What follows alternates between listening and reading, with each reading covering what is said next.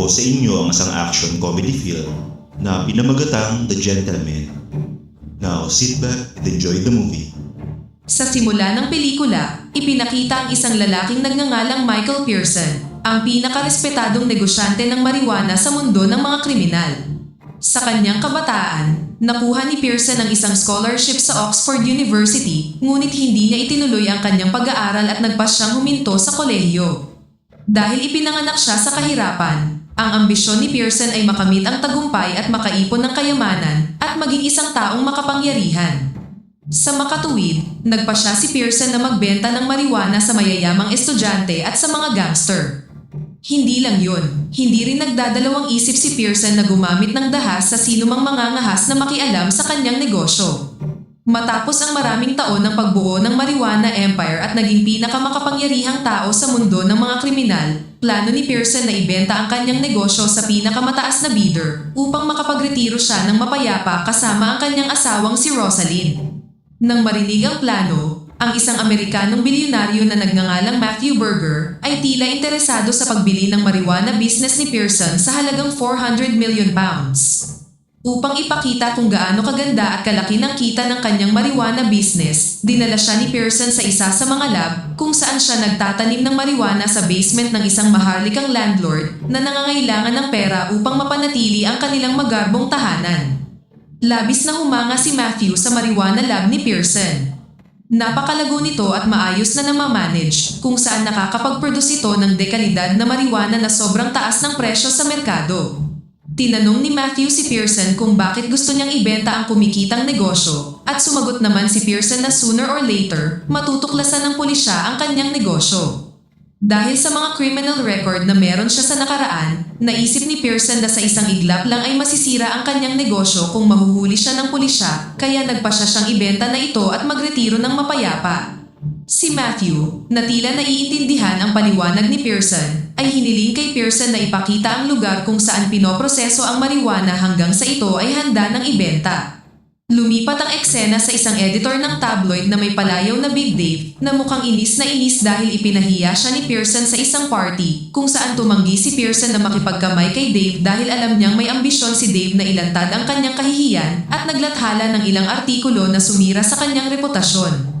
Sa sobrang pagkainis sa pagpapahiya ni Pearson, kumuha si Dave ng isang private investigator, isang lalaking nagngangalang Fletcher, upang imbestigahan ang relasyon ni Pearson kay Lord Charles Pressfield, gayon din ang pag-ispiya sa mga galaw ni Pearson at ng kanyang mga tauhan.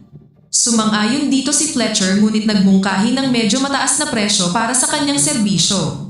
Samantala sa ibang lugar, isang lalaki na may palayaw na dry eye ay tila sinusuri ang mga dokumento ng container kasama ang kanyang mga tauhan.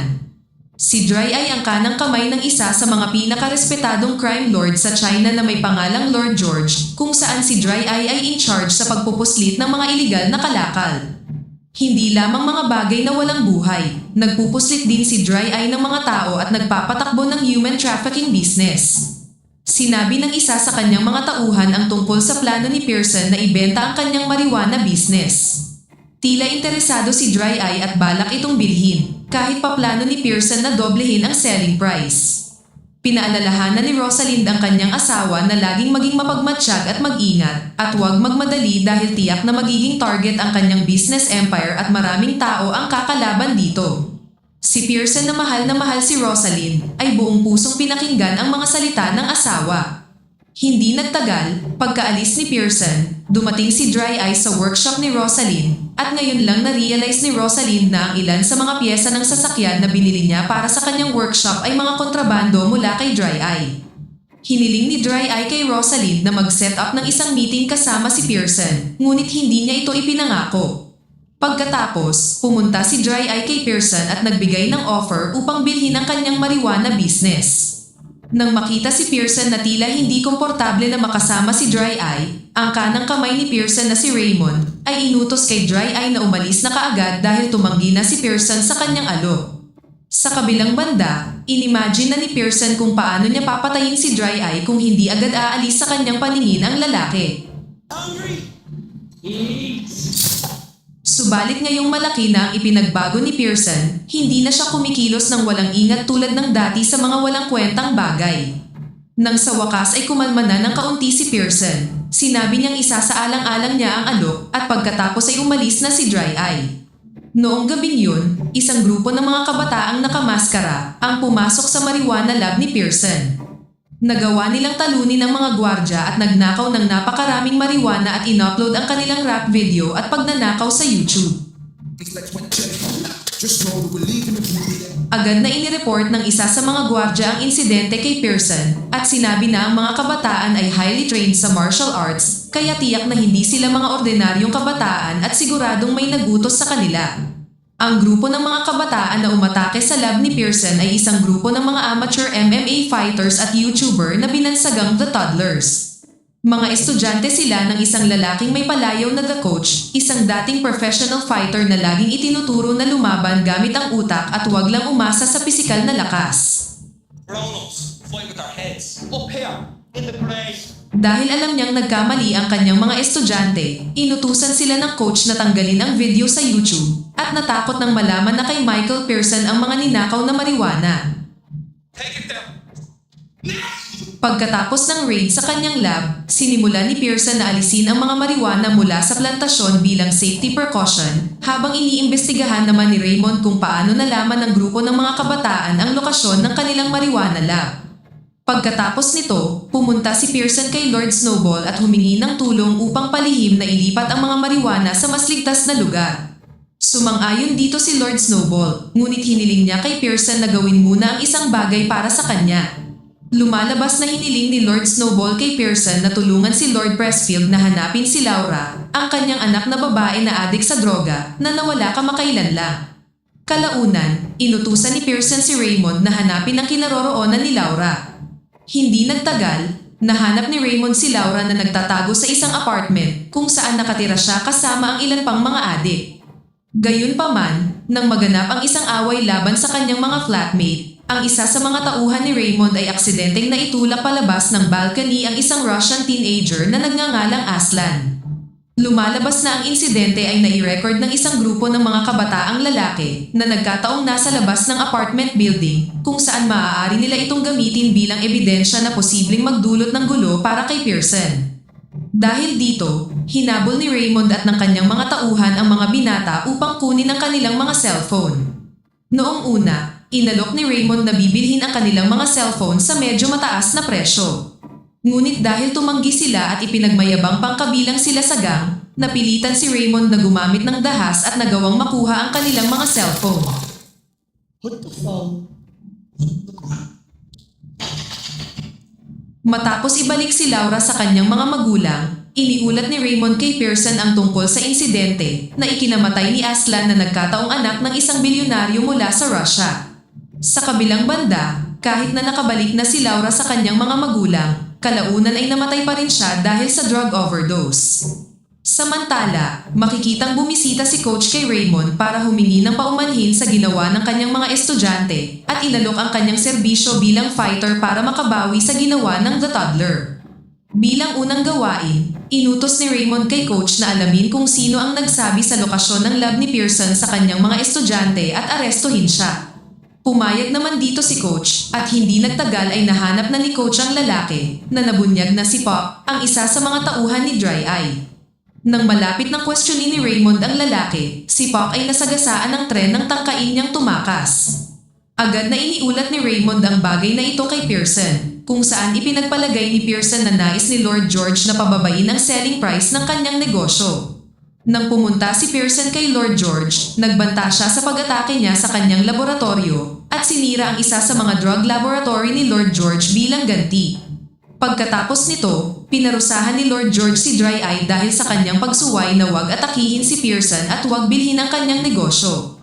Sumenya si Lord George sa isa sa kanyang mga tauhan para patayin si Dry Eye, ngunit sa halip ay pinatay ng lalaki si Lord George. Dahil sa pagkamatay ni Lord George, si Dry Eye na ngayon ang bagong crime lord. Ngayong si Dry Eye na ang bagong pinuno ng gang, umaasa pa rin siyang makukuha ang negosyo ni Pearson para sa kanyang sarili.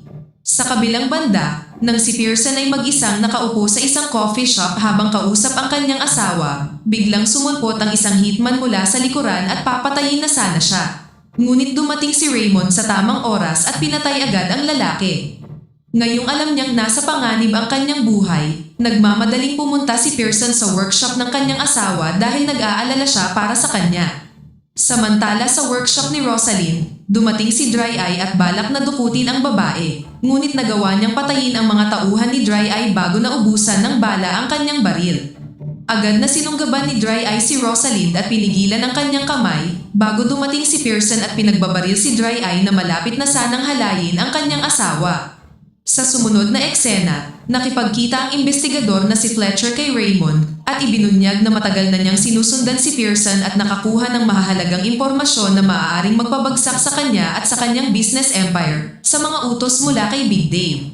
Ipinaalam din ni Fletcher na nakipag-alyansa si Dry Eye kay Matthew Berger na gustong guluhin ang negosyo ni Pearson upang mapababa ang presyo nito na sa tingin ni Berger ay masyadong mataas. Pumunta si Fletcher kay Raymond, umaasang babayaran siya ng mas malaking halaga para sa impormasyon kaysa sa inalok ni Big Dave. Matapos malaman ang lahat ng impormasyong ito, inutusan ni Raymond ang The Toddler na hulihin si Big Dave. Matapos madukot ang editor ng tabloid, pinainom nila ng droga ang lalaki at kinunan siyang nakikipagpalakpakan sa isang hayop. Nagbanta silang ilalagay ito sa internet, maliban lang kung ititigil na ni Big Dave ang kanyang investigasyon tungkol kay Pearson. Pagkatapos nito, muling nagkita sina Pearson at Matthew Berger sa isang frozen fish factory na isa lang cover ni Pearson para sa marijuana distribution sa Europe. Sinabi ni Berger kay Pearson na ibaba ang presyo ng selling price ng kanyang negosyo sa 130 million pounds dahil sa kamakailang kaguluhan. Gayunpaman, ibinunyag ni Pearson na alam niya ang tungkol sa mga plano ni Berger at ipinakita ang frozen na bangkay ni Dry Eye upang kumpirmahing ipagtatanggol niya ang kanyang business empire. Pagkatapos ay pilit na pinapasok ni Pearson si Berger sa refrigerator kung saan magyayelo siya hanggang sa mamatay, maliban lang kung ililipat ni Berger ang 270 million pounds bilang kabayaran para sa gulong idinulot niya at upang maibalik sa ayos ang lahat. Inamin ni Pearson na hindi siya emosyonal tungkol sa pera, ngunit dahil halos maghahasa na si Rosalind, humingi si Pearson ng 1 kalahating kilong laman mula sa kahit anong parte ng sariling katawan ni Berger bilang kabayaran para sa kawalan niya ng pag-iingat. Sa kabilang banda, muling binisita ni Fletcher si Raymond para kunin ang bayad para sa mga impormasyong meron siya, ngunit ibinunyag ni Raymond na matagal na nilang binubuntutan si Fletcher matapos ilagay ni Raymond ang isang tracker sa kanya noong huli silang nagkita. Inutusan din ni Raymond ang The Toddler na nakawin ang mga nakatagong ebidensya mula sa impormasyon ni Fletcher upang ang anumang impormasyong hawak ni Fletcher laban kay Pearson ay hindi na magiging banta.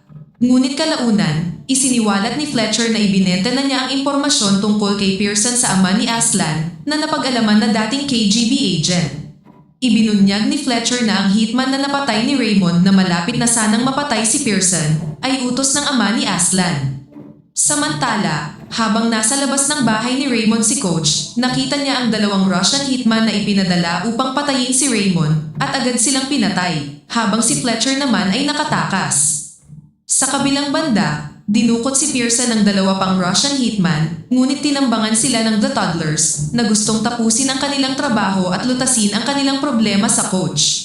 Pinaulanan nila ng bala ang sasakyan ng assassin at napatay ang mga Russian hitman na nagpahintulot kay Pearson na makatakas.